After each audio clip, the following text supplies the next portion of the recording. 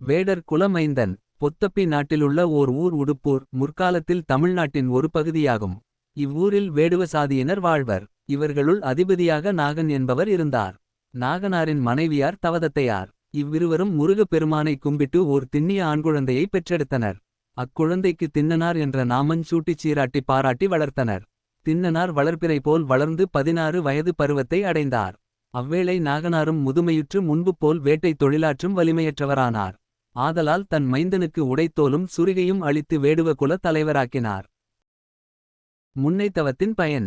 குலமுதலியாகிய திண்ணனார் வேட்டை தொழில் தாழ்த்தியமையால் காட்டிற் பெருகிய கொடிய மிருகங்களை அழித்தற் பொருட்டு கன்னி வேட்டை இக்குச் செல்ல ஆயத்தமானார். அவருடன் வேடுவ மறவரெல்லாம் திரண்டனர். கடி நாய்கள் முன்னே பாய்ந்து சென்றன. வேடுவரோடி வேட்டை காட்டை வளைத்து உட்புகுந்து பல்வேறு ஓசைகளை எழுப்பி வேட்டையாடலாயினர். கரடி, புலி, சிங்கம் ஆகியன தாளறுவனவும் தலைதுணிவனவும் குடர்செறிவனவுமாயின. அவ்வேளையில் கடியதோர் பன்றி வேட்டை காட்டினின்றும் வெளியேறி ஓடலாயிற்று. அதனை கண்ணுற்ற திண்ணனார் தன் அடிவழியே முடுக்கிய கடுவிசையில் ஓடலாயினார். நாணன், காடன் என்போர் அவரை பின்தொடர்ந்து சென்றனர். ஓடி இளைத்து ஒரு மரச்சூழலில் ஒதுங்கி நின்ற பன்றியை கொன்றனர். திண்ணனார் தம் சுரிகையைச் சேர்ந்த நாணனும் காடனும் இப்பன்றியை தின்று பசியாறி நீரும் குடிப்போம் என்றனர். திண்ணனார், இக்காட்டில் நீர் எங்கே உள்ளது எனக் கேட்டார். நாணன் ஒரு தேக்குமரத்தை காட்டி அம்மரத்துக்கப்பால் ஒரு குன்றின் அயலில் குளிர்ந்த பொன்முகலி ஆறு பாய்கின்றது எனக் கூறினான். பன்றியை காவிக்கொண்டு அவ்விடம் நோக்கிச் சென்று கொண்டிருந்தனர். வழியில் திருக்காலத்தி மலை திண்ணனார் கண்ணில் பட்டது. பட்டதும் அம்மலைக்குச் செல்வோம் என்றார். மலைக்குச் சென்றால் நல்ல காட்சி காணலாம். அங்கே குடுமித்தேவர் இருப்பார், கும்பிடலாம் என நாணன் சொன்னான். மலையை நெருங்கிச் செல்ல திண்ணாருக்கு இனம்புரியாததோர் சுக உணர்வு தோன்றியது. அவருக்கு தன்மேலிருந்து பாரம் போவது போன்ற உணர்ச்சி பெருகியது. மனதில் புதிரானதோர் உணர்வு அரும்பலாயிற்று. தேவர் இருக்கும் இடம் செல்வோம் என விரைந்து நடந்தார். பொன்முகலி ஆற்றை அடைந்ததும் காடனிடன் தீ உண்டு பண்ணுமாறு கூறி தாம் நாணனுடன் சென்றார். ஆற்றில் தெளிந்த தீர்த்த நீர் அவர் சிந்தை தெளியச் செய்தது. குடுமித்தேவரிடம் பெருகும் அன்பின் சுகமே தனக்கேற்பட்ட புதிரான சுக உணர்வு என்ற விளக்கம் ஏற்படலாயிற்று. மலைச்சாரலை அடைந்த போது உச்சிக்காலமாயிருந்தது. அவ்வேளையில் தேவர்கள் வந்து காலத்தினாதரை வழிபடுவர். அவ்வாறு வழிபடும்போது தேவதுந்துபி எழும். அவ்வாத்திய ஓசை திண்ணனாருக்கு கேட்டது. இது என்ன இசை என்று கேட்டார். நாணனுக்கோ அது மலை பெருந்தேன்வண்டின் இரைச்சலாகவே தோன்றியது. திண்ணனாரது முன்னை தவத்தின் பயன் முன்னி எழ முடிவிலா அன்பு பெருகலாயிற்று. அவ்வன்பும் நாணனும் முன்பு செல்லத்தான் மலை ஏறிச் சென்றார். தத்துவப் படிகளை தாண்டி சிவதத்துவத்தைச் சாரும் சிம்ஞானியாரைப் போலச் சென்று கொண்டிருந்தார். இவ்வண்ணம் சென்று கொண்டிருந்த அன்பாளர் காண்பதற்கு முன்னமே காலத்தினாதரின் அருள் திருநோக்கம் திண்ணனார் மேற்பதிந்தது. திண்ணனார் முன்னைச் சார்பு முற்றாய் நீங்கியது. அவர் ஒப்பற்ற அன்புருவானார். அன்புருவான திண்ணனார் மலைக்கொழுந்தாயுள்ள தேவரை கண்டார். அன்பின் வேகத்தால் விரைந்து ஓடிச் சென்று தழுவினார். மோந்தார், ஐயர் அகப்பட்டுக் கொண்டார் என ஆனந்தப்பட்டார். கரடி, சிங்கம், திரியும் காட்டில் இப்படி தனியாக இருப்பதோ என்று இறங்கினார். இறங்கி நின்ற திண்ணனார் கண்ணில் தேவரின் உச்சியில் பச்சிலை பூ என்பன தெரிந்தன.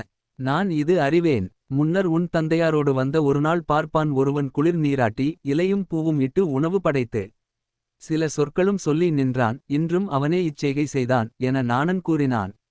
இதுவே திருக்காலத்தி நாயனாருக்கு இனிய செய்கை என்று அதை கடைப்பிடிக்க திண்ணப்பர் ஆசை கொண்டார்.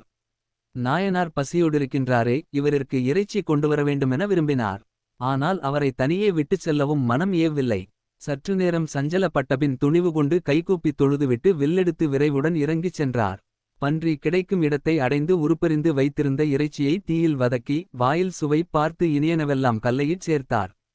இடையில் காடன் ஏதேதோ வினவினான். அவையெல்லாம் திண்ணனார் காதில் விழவே இல்லை. நாணன் குடுமித் தேவரிடத்து வங்கினை பற்றி மீளாவல்லுடும்பென்ன நின்ற அவர்தம் நிலையை காடனுக்கு எடுத்துக் கூறினான். இருவரும் இனிச் செயலில்லை, நாகனாரிடம் செல்வோம் எனச் சென்றனர். திண்ணப்பார் கல்லையிற் சேர்த்த ஊனமுது ஓர் கையிலும் வாயில் பொன்முகலி ஆற்று மஞ்சன நீரும் தலையிற் பள்ளித்தாமமும் பூக்கொத்து ஆக நாயனார் மிக்க பசியோடிருப்பாரென இறங்கியவராய் விரைந்து வந்தார். வந்து குடுமித்தேவரின் குடுமியில் இருந்த பூக்களைத் தம் செருப்பணிந்த காலினால் துடைத்தார். வாயின் நீரினால் அன்பு உமிழ்வார்போல் அபிடேகமாடினார். தலையிலிருந்த பூங்கொத்துக்களை தேவர் குடுமியில் சூட்டினார். கல்லையிலிருந்து ஊனமுதை தேவரின் முன்பு வைத்து இனிய ஊன் நாயனீரே, நானும் சுவை கண்டேன், அமுது செய்தருளும் என்று இவ்வாறான மொழிகள் சொல்லி அமுது செய்வித்தார். அந்தி மாலையானதும் இரவில் கொடிய விலங்குகள் வரும் என்று அஞ்சி வில்லுடான் நின்றார்.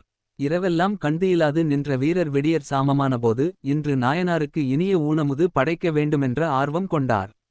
இருள் பிரியாத வேளையிலே காட்டினுள் புகுந்தார். அவரின் முன்னே அவரை பிரியாது திரியும் நாயும் சென்றது.